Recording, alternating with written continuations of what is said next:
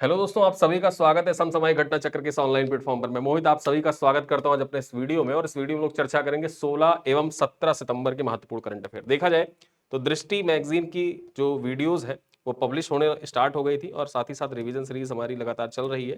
इसी वजह से देखा जाए दृष्टि मैगजीन का जो वीडियो रिकॉर्ड करना था उस वीडियो रिकॉर्ड करने के चक्कर में 16 और 17 सितंबर के जो करंट अफेयर थे वो आ नहीं पाए थे। वापस से हम लोग करंट अफेयर का वीडियो स्टार्ट करते हैं क्योंकि बहुत से मैसेज अभी भी तुरंत लगातार आ रहे हैं कि सर जो डेली करंट अफेयर है उसको आप इसके बिल्कुल ना करें। तो आप लोगों की जो डिमांड है वो सर आंखों पर है।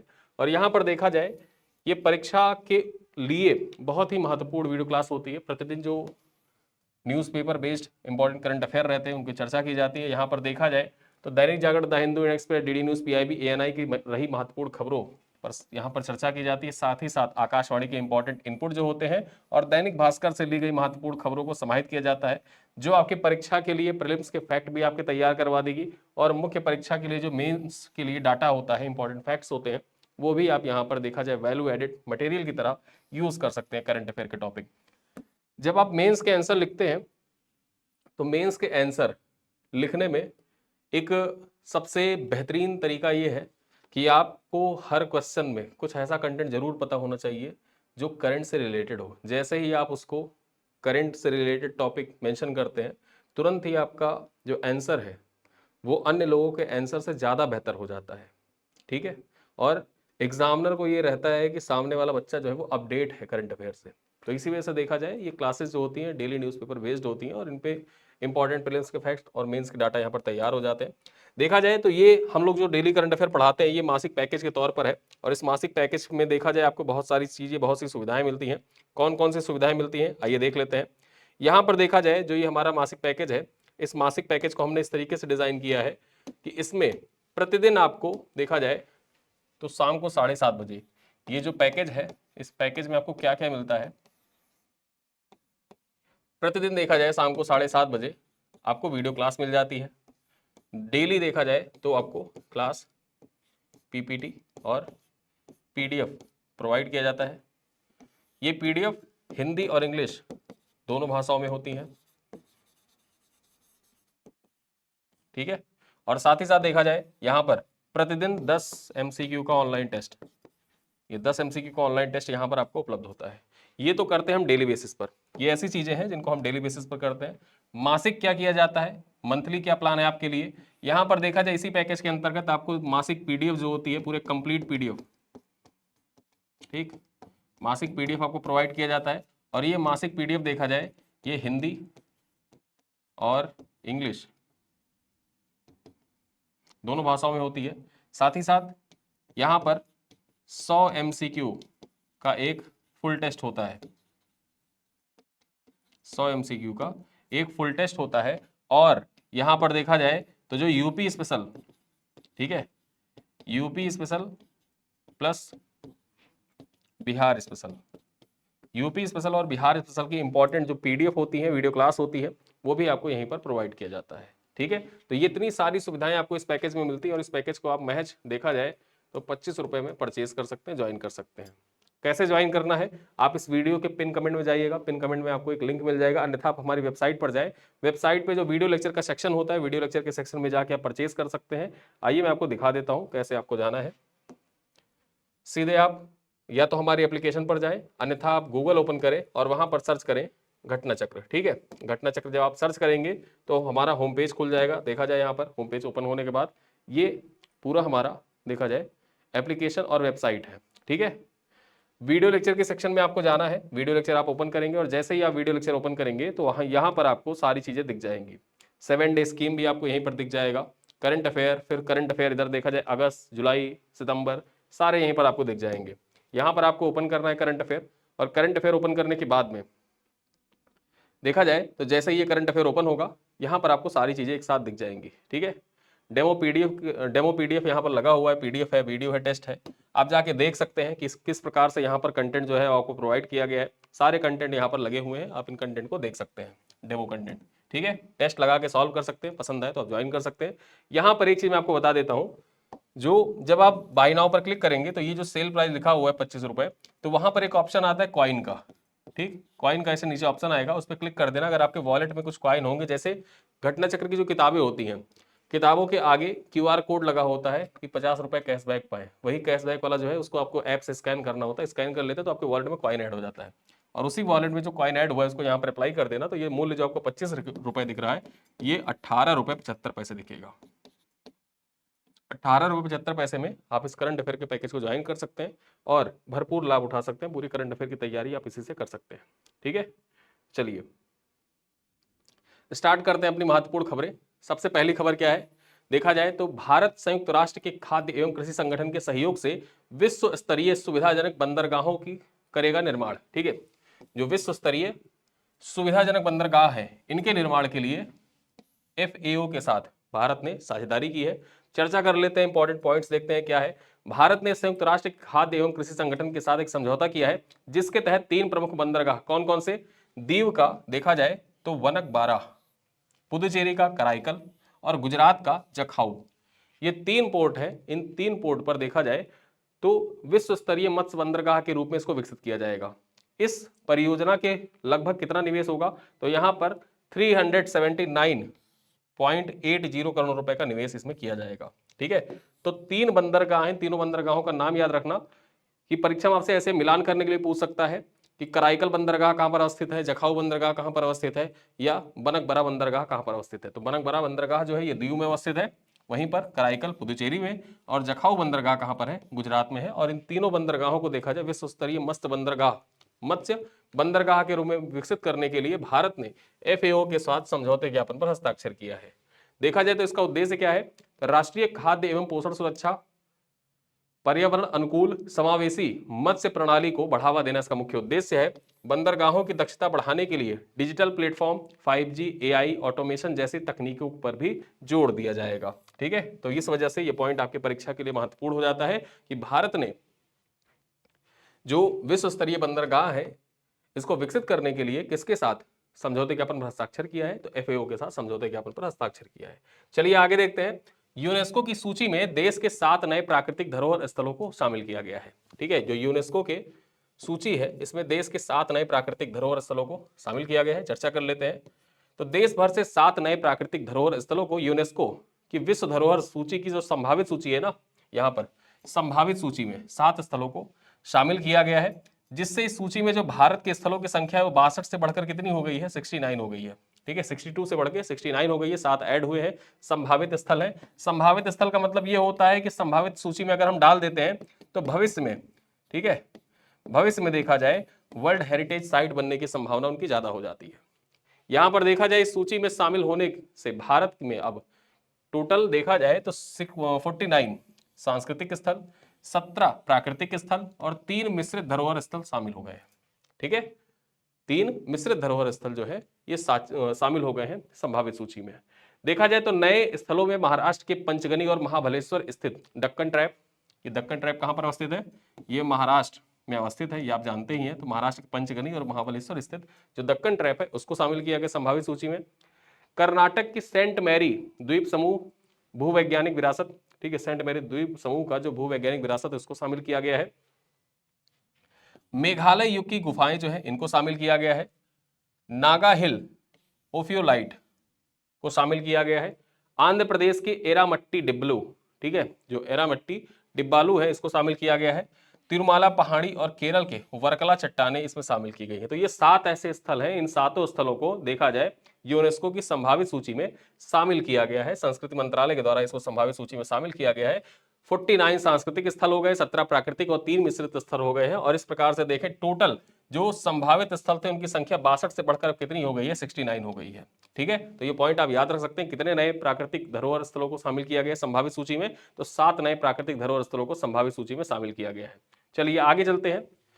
भारत ने 2025-26 के लिए अफीम पॉपी लाइसेंसिंग नीति की घोषणा की है। ठीक है, भारत के द्वारा देखा जाए वर्ष 2025-26 के लिए अफीम पॉपी लाइसेंसिंग नीति की घोषणा की गई है। अब ये इंपॉर्टेंट हो जाता है आपकी परीक्षा के लिए, और ये प्रीलिम्स के साथ साथ देखा जाए तो मुख्य परीक्षा के लिए भी इंपॉर्टेंट है, मुख्य परीक्षा के लिए भी महत्वपूर्ण हो जाता है। ठीक है, देखा जाए तो भारत सरकार ने 2025-26 फसल वर्ष के लिए अफीम पॉपी की खेती की नीति की घोषणा की है, जो 1 अक्टूबर 2025 से 30 सितंबर 2026 तक लागू रहेगी। तो डेट याद रखना कब से कब तक लागू रहेगी, तो 1 अक्टूबर 2025 से लेकर 30 सितंबर 2026 तक यह नीति लागू रहेगी।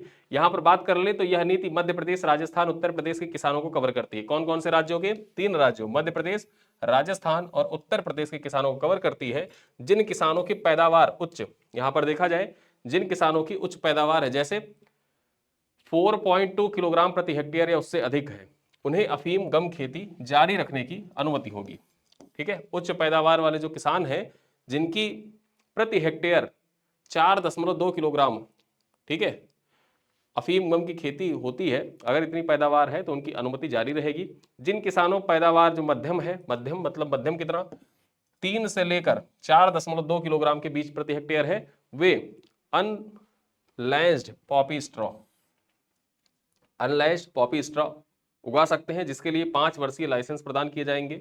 यहां पर देखा जाए सीपीएस किसानों को जो 90 किलोग्राम प्रति हेक्टेयर, ठीक है, 900 किलोग्राम प्रति हेक्टेयर या उससे अधिक उत्पादन करते हैं, उन्हें अफीम गम खेती में बदलने के लिए प्रोत्साहित किया जाएगा, जबकि 800 किलोग्राम प्रति हेक्टेयर या उससे कम उत्पादन करने वाले लाइसेंस निलंबित कर सकते हैं। नीमच स्थित सरकारी अनलैग्ड फैक्ट्री में WHO GMP प्रमाणन प्राप्त किया है, जिससे भारत सुरक्षित तरीके से अफीम आधारित दवाओं का उत्पादन भी कर सकेगा। ठीक है, तो इस वजह से देखा जाए ये जो अफीम पॉपी लाइसेंसिंग नीति है ये इंपॉर्टेंट हो जाती है। भारत के द्वारा 2025-26 के लिए ये नीति जारी की गई है और कब से कब तक रहेगा, डेट ही इंपॉर्टेंट है इसकी परीक्षा के दृष्टिकोण से प्रीलिम्स में। 1 अक्टूबर 2025 से लेकर 30 सितंबर 2026 तक ये जारी रहेगी। चलिए आगे चलते हैं। अगली खबर क्या है, भारत और नॉर्वे ने समुद्री सुरक्षा संवाद शुरू किया है। भारत और नॉर्वे के बीच में देखा जाए समुद्री सुरक्षा संवाद शुरू किया गया है, समुद्री सुरक्षा संवाद, इसके बारे में ये चर्चा कर लेते हैं, देखते हैं। भारत और नॉर्वे ने ओस्लो में अपना पहला समुद्री सुरक्षा निशस्त्रीकरण एवं गैर प्रसार संवाद आयोजित किया है, जिससे समुद्री सुरक्षा और हथियार नियंत्रण पर रणनीतिक सहयोग मजबूत हुआ है। ठीक है, यहां पर देखा जाए भारतीय प्रतिनिधिमंडल का नेतृत्व किसने किया, ज्वाइंट सेक्रेटरी, ठीक है, जो भारतीय प्रतिनिधिमंडल था इसका नेतृत्व किसके द्वारा किया गया है, ज्वाइंट सेक्रेटरी है मुआनपुई सियावी, इनके द्वारा किया गया। जबकि नॉर्वे का जो प्रतिनिधिमंडल था इसका नेतृत्व किसने किया है, इसका प्रतिनिधिमंडल का नेतृत्व किया है जॉन एल्वेडाल फेड्रिक्सन ने। ठीक है, जॉन एल्वेडाल फेड्रिक्सन के द्वारा नेतृत्व किया गया। यहां पर देखा जाए चर्चा का मुख्य विषय क्या था, तो चर्चा का मुख्य विषय था सुरक्षित समुद्री वातावरण बनाए रखना, तस्करी और समुद्री डकैती का मुकाबला करना, ठीक है, महत्वपूर्ण अवसंरचना की सुरक्षा, निशस्त्रीकरण और गैर प्रसार सहयोग को बढ़ावा देने पर रहा। यही मुख्य फोकस था भारत और नॉर्वे के बीच में जो समुद्री सुरक्षा संवाद शुरू किया गया इसका। ठीक है, और कहां पर शुरू किया जरूर याद रखना, नॉर्वे के ओस्लो में अपना पहला समुद्री सुरक्षा निशस्त्रीकरण गैर प्रसार संवाद आयोजित किया गया था। परीक्षा वहां से क्या पूछेगा, भारत और किस स्कैंडिनेवियन कंट्री के बीच में देखा जाए समुद्री सुरक्षा संवाद स्टार्ट किया गया है, भारत और नॉर्वे के बीच में किया गया है। और सबसे महत्वपूर्ण यह हो जाता है कि इसका आयोजन कहां पर किया गया, तो इसका आयोजन ओस्लो में किया गया है, ये जरूर याद रखना। ठीक है, ओस्लो में। चलिए आगे चलते हैं। पीएम मोदी ने असम बायो एथेनॉल प्लांट का उद्घाटन किया।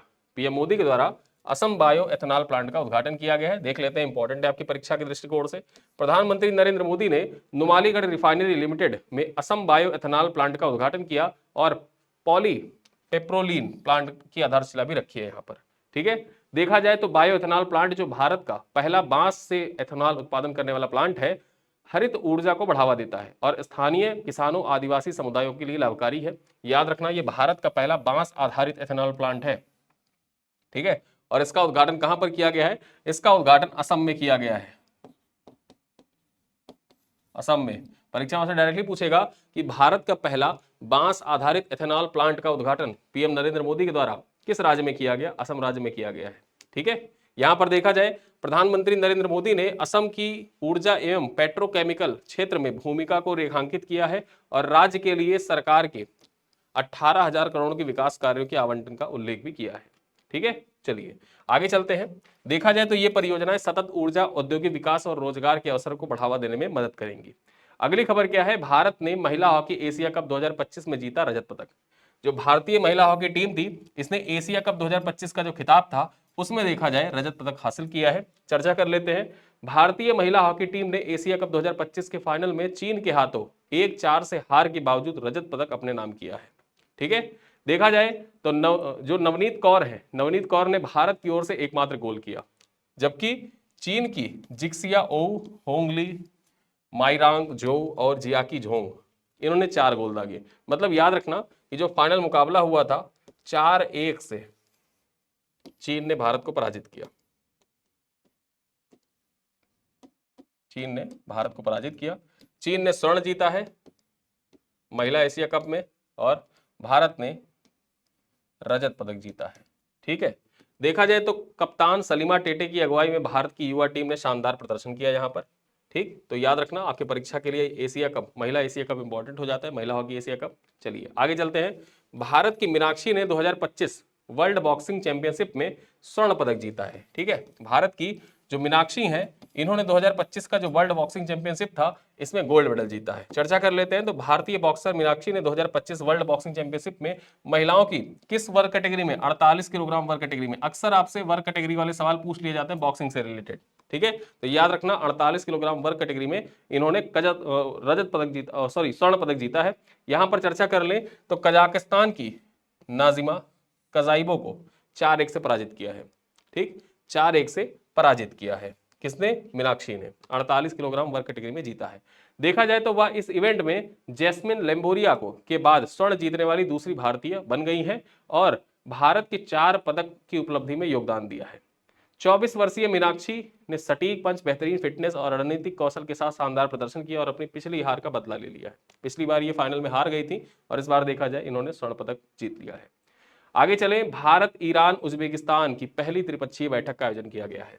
ठीक है, यहां पर चर्चा करें भारत, ईरान और किस सेंट्रल एशियाई कंट्री के बीच में त्रिपक्षीय बैठक का आयोजन किया गया। परीक्षा में ऐसा डायरेक्टली सवाल पूछेगा तो याद रखना भारत, ईरान और उज्बेकिस्तान के बीच में पहली त्रिपक्षीय बैठक का आयोजन हुआ है। ठीक है, यहां पर देखें तो हरान में, कहां पर? हरान में, याद रखना हरान में भारत, ईरान और उज्बेकिस्तान की पहली त्रिपक्षीय बैठक का आयोजन किया गया था।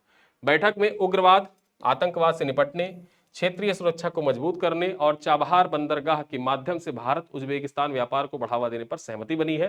देखा जाए तो यह पहल यूरोप, मध्य एशिया, हिंद महासागर क्षेत्र में बेहतर कनेक्टिविटी और सहयोग को बढ़ावा देगी।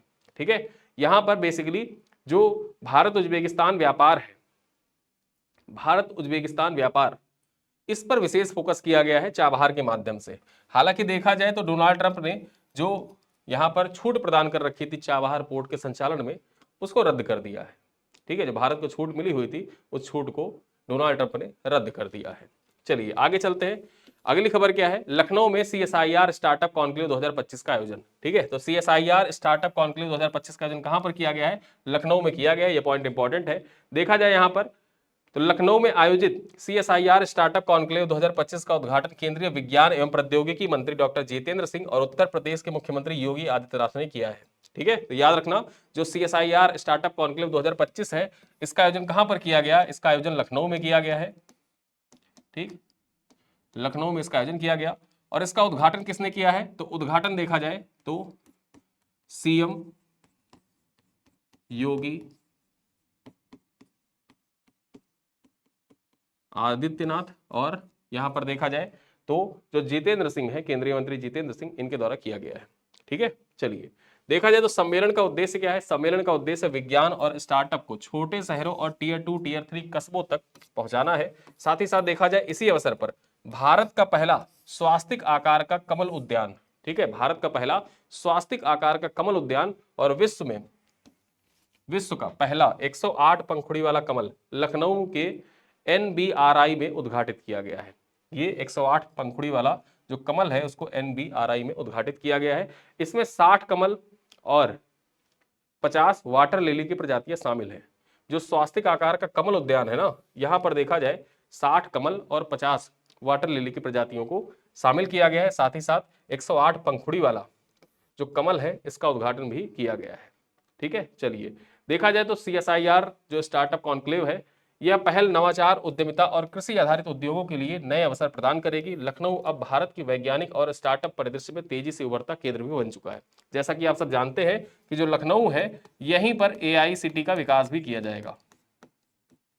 AICT का विकास किया जाएगा। ठीक है, पहली AICT कहां पर बनेगी? लखनऊ में ही बनेगी, जैसा कि आप सब जानते हैं। चलिए आगे चलते हैं। स्टार्टअप इंडिया, DPIIT और कार देखो ने किया MOU साइन। इनके बीच में एक MOU साइन हुआ है स्टार्टअप इंडिया और कार देखो के बीच में। देख लेते हैं, चर्चा करते हैं यहाँ पर क्या पॉइंट है। स्टार्टअप इंडिया, DPIIT और कार देखो ग्रुप ने स्टार्टअप इकोसिस्टम को मजबूत बनाने के लिए MOU को साइन किया है। इसके तहत होगा क्या, इसके तहत स्टार्टअप को मेंटरशिप, फंडिंग, मार्केटिंग एक्सेस और टेक्नोलॉजी सपोर्ट मिलेगा। साथ ही साथ देखा जाए भारत स्टार्टअप ग्रैंड चैलेंज के जरिए मोबिलिटी, फिनटेक और सस्टेनेबिलिटी में इनोवेशन को बढ़ावा भी दिया जाएगा। ठीक है, तो यानी कि जो भारत स्टार्टअप ग्रैंड चैलेंज है, इसके माध्यम से मोबिलिटी, फिटनेस और सस्टेनेबिलिटी को बढ़ावा देने के उद्देश्य से ही देखा जाए तो स्टार्टअप इंडिया, DPIIT और कार देखो ग्रुप के बीच में समझौते ज्ञापन पर हस्ताक्षर किया गया है, MOU पर हस्ताक्षर किया गया है। ठीक है, चलो अगली खबर देखें। राष्ट्रीय कृषि सम्मेलन रबी अभियान 2025 नई दिल्ली में शुरू किया गया है। ठीक है, जो राष्ट्रीय कृषि सम्मेलन है रबी अभियान 2025, इसका शुरुआत कहां से किया गया है? रबी अभियान 2025 का नई दिल्ली से इसकी शुरुआत की गई है। एग्रीकल्चर से रिलेटेड 2-3 खबरें आज अपने करंट अफेयर में हमने देख ली है। देखा जाए तो नई दिल्ली के पूसा संस्थान में 2 दिवसीय राष्ट्रीय कृषि सम्मेलन रबी अभियान 2025 का शुभारंभ हुआ है। याद रखना, परीक्षाओं से डायरेक्टली पूछेगा कि रबी अभियान 2025 का शुभारंभ कहां पर किया गया? नई दिल्ली में किया गया था। ठीक है, नई दिल्ली में कहां? पूसा संस्थान जो है वहीं पर। इस बार की थीम क्या रही? इस बार की थीम थी one nation, one agriculture, one team. महत्वपूर्ण हो जाता है आपकी परीक्षा के दृष्टिकोण से। जहां भी किसी सम्मेलन का, किसी इवेंट का कोई थीम हो, वो थीम आपकी परीक्षा के लिए इंपॉर्टेंट हो जाता है। देखें यहां पर तो सम्मेलन में फसल बीमा, विकसित कृषि संकल्प अभियान, व्यवहारिक कृषि अनुसंधान पर चर्चाएं हुई। इसमें केंद्र और राज्य सरकारों के अधिकारियों, वैज्ञानिकों, कृषि विशेषज्ञों, किसान प्रतिनिधि इत्यादि शामिल हुए थे। ठीक है, चलिए आगे चलते हैं। मोहम्मद सिराज और अरला प्रेंडरगास्ट बने ICC अगस्त 2025 के प्लेयर ऑफ द मंथ। अब ये ICC जो प्लेयर ऑफ द मंथ होते हैं, मैंने आपको पहले ही बताया है कि पहले क्या होता था कि प्लेयर ऑफ द ईयर होता था, लेकिन अब देखा जाए जब से T20 फॉर्मेट आया है, तो T20 फॉर्मेट आने के बाद में हर महीने कहीं ना कहीं कोई ना कोई विशिष्ट इवेंट चलता रहता है और उस विशिष्ट इवेंट में देखा जाए तो खिलाड़ी बेहतर करते जा रहे हैं। कब कौन सा रिकॉर्ड टूट जाए किसी को नहीं पता है। ठीक है, उसी चीज को देखते हुए देखा जाए तो ICC के द्वारा अब player of the month declare किया जाता है। हर महीने का सर्वश्रेष्ठ खिलाड़ी डिक्लेयर किया जाता है और अगस्त महीने का जो सर्वश्रेष्ठ खिलाड़ी किसको बनाया गया है? मोहम्मद सिराज को घोषित किया गया है। पुरुषों में, महिलाओं में आरला पेंडरगास्ट को घोषित किया गया है। ठीक है, चलिए चर्चा कर लेते हैं मोहम्मद सिराज के बारे में। मोहम्मद सिराज ने इंग्लैंड के खिलाफ अंतिम टेस्ट में 9 विकेट लेकर भारत की रोमांचक 6 रन की जीत दिलाई थी, जबकि आरला प्रेंडरगास्ट जो है इन्होंने पाकिस्तान के खिलाफ T20 जो श्रृंखला थी, इंटरनेशनल T20 इंटरनेशनल श्रृंखला थी, इसमें 144 रन बनाए और 4 विकेट लिए थे, जिससे आयरलैंड ने महिला T20 विश्व कप 2026 के लिए क्वालिफाई किया था। यानी कि याद रखना, ये जो मोहम्मद सिराज है, ये मोहम्मद सिराज कहाँ के? भारत के खिलाड़ी हैं, जानते ही हैं आप DSP साहब को। और जो ये आरला पेंडरगास्ट है, ठीक है, ये कहाँ के खिलाड़ी हैं? ये आयरलैंड के खिलाड़ी हैं, ये जरूर याद रखना। ठीक है, और इन्हीं की बदौलत देखा जाए आयरलैंड जो है 2026 में महिला T20 विश्व कप जो होने वाला है उसके लिए क्वालिफाई कर पाया है और इसी वजह से देखा जाए इनको प्लेयर ऑफ द मंथ अगस्त महीने का चुना गया है। ठीक है, चलिए आगे चलते हैं। वैशाली रमेश बाबू ने लगातार दूसरी बार जीता फिडे ग्रैंड स्विस 2025। ठीक है, फिडे ग्रैंड स्विस 2025 दूसरी बार जीता है लगातार। चर्चा कर लेते हैं यहाँ पर। तो भारतीय शतरंज ग्रैंड मास्टर वैशाली रमेश बाबू, जो रमेश बाबू यहाँ पर देखा जाए, ठीक है, वैशाली रमेश बाबू ने उज्बेकिस्तान के समरकंद में आयोजित फिडे वुमेन्स ग्रैंड स्विस 2025 में लगातार दूसरी बार जीत दर्ज कर नया इतिहास रच दिया है। यहाँ पर बात कर लें तो इस जीत के साथ ही उन्होंने फिडे वुमेन्स कंटेंडेंट टूर्नामेंट 2026 में जगह पक्की कर ली है। अंतिम राउंड में उन्होंने चीन के पूर्व विश्व चैंपियन, क्या नाम था इनका? तेन झोगई, इनसे ड्रा खेला और कुल अंकों के आधार पर विजेता बनी। जो अंतिम यहाँ पर देखा जाए अंतिम राउंड में तो मैच जो था वो ड्रा था, लेकिन जब कुल अंक निकाले गए तो कुल अंकों में वैशाली रमेश बाबू जो थी वो आगे रही और इसी वजह से यहाँ पर देखा जाए तो जो फिडे वुमेन्स ग्रैंड स्विस 2025 का खिताब था ये किसे मिला?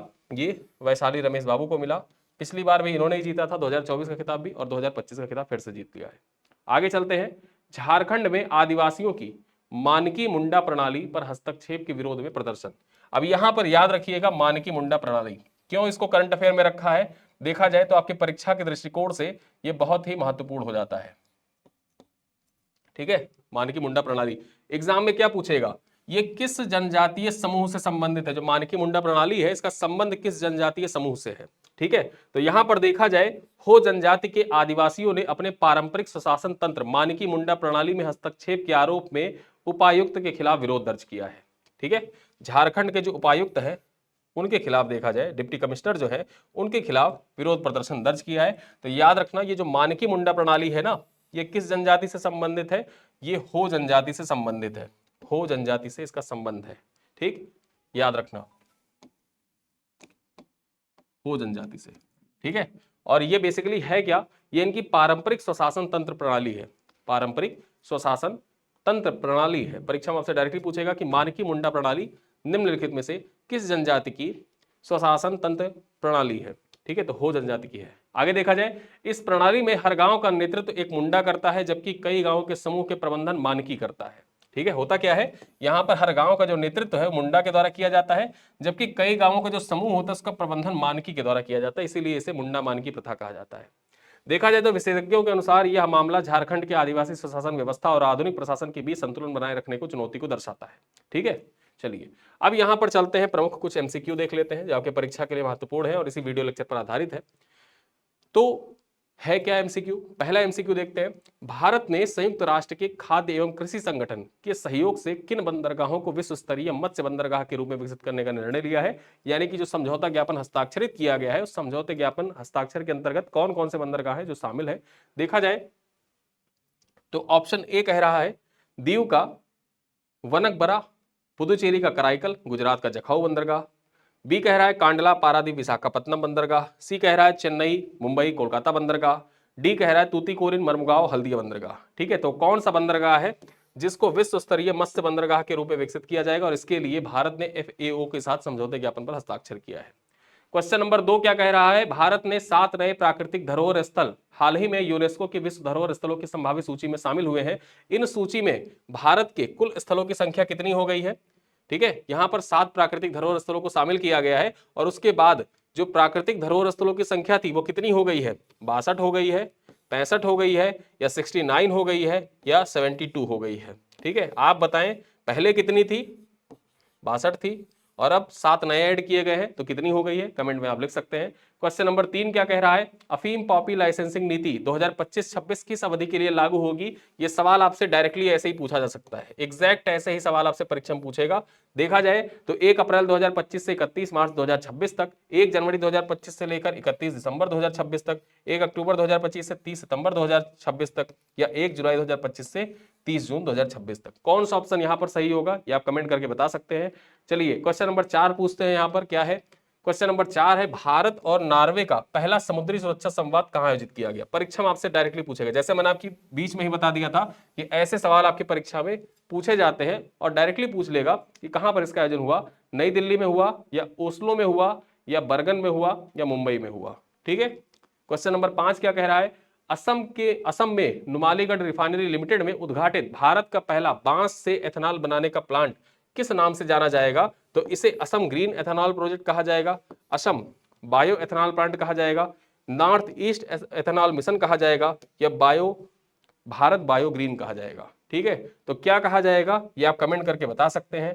क्वेश्चन नंबर 6 देखते हैं क्या है? महिला हॉकी एशिया कप 2025 में भारत ने कौन सा पदक जीता है? स्वर्ण पदक जीता है, रजत पदक जीता है, कांस्य जीता है, या चौथा स्थान हासिल किया है? क्वेश्चन नंबर 7 देखते हैं, भारतीय बॉक्सर मीनाक्षी ने 2025 वर्ल्ड बॉक्सिंग चैंपियनशिप में किस भार वर्ग में स्वर्ण पदक जीता है? 48 किलोग्राम में, 51 किलोग्राम में, 54 किलोग्राम में, या 57 किलोग्राम में? आप कमेंट करके बताएं। क्वेश्चन नंबर 8 क्या कह रहा है? भारत ईरान, ठीक है, भारत ईरान उज्बेकिस्तान का पहला त्रिपक्षीय बैठक कहां पर आयोजित किया गया है? यहां पर देखा जाए तेहरान, ताशकंद, नई दिल्ली, या समरकंद? तो इसका कहां पर इसका आयोजन किया गया है? तेहरान में इसका आयोजन किया गया था। ठीक है, क्वेश्चन नंबर 9 क्या कह रहा है? राष्ट्रीय कृषि सम्मेलन रबी अभियान 2025 का थीम क्या रही? किसानों की आय दोगुनी करना, one nation one agriculture one team, हरित क्रांति से आत्मनिर्भर Bharat, smart agriculture digital India.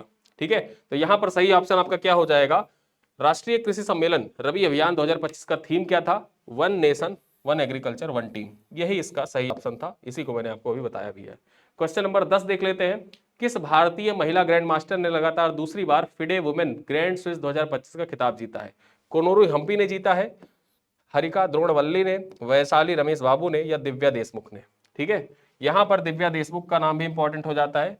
जो फिडे का वुमेन वर्ल्ड कप था वो दिव्या देशमुख ने जीता था। और लेकिन अभी यहां पर बात करें, जो वुमेन्स ग्रैंड स्विस 2025 का खिताब है फिडे का, वो किसने जीता है? तो लगातार दूसरी बार वैशाली रमेश बाबू ने जीता है। ठीक है, वैशाली रमेश बाबू ने जीता है। तो यहां पर देखा जाए जो प्रश्न बचे हुए हैं, कुछ प्रश्नों के उत्तर मैंने ही दे दिए हैं और कुछ प्रश्नों के उत्तर आप दे दीजिएगा कमेंट बॉक्स में। ठीक, तो इसी के साथ ये वीडियो करते हैं पर समाप्त। और इसी के साथ देखा जाए जो हमारा 16-17 का करंट अफेयर है, 16-17 सितंबर का, वो करंट अफेयर कंप्लीट होता है। फिर उसके बाद एक वीडियो आएगा शाम को ही। उस वीडियो में हम लोग कवर करेंगे 18, 19 और 20 तारीख का करंट अफेयर, और कल से वापस हम लोग रेगुलर हो जाएंगे। ठीक है, तो इसी के साथ इस वीडियो को करते ही पर समाप्त। मिलते हैं अगली क्लास में, तब तक के लिए धन्यवाद।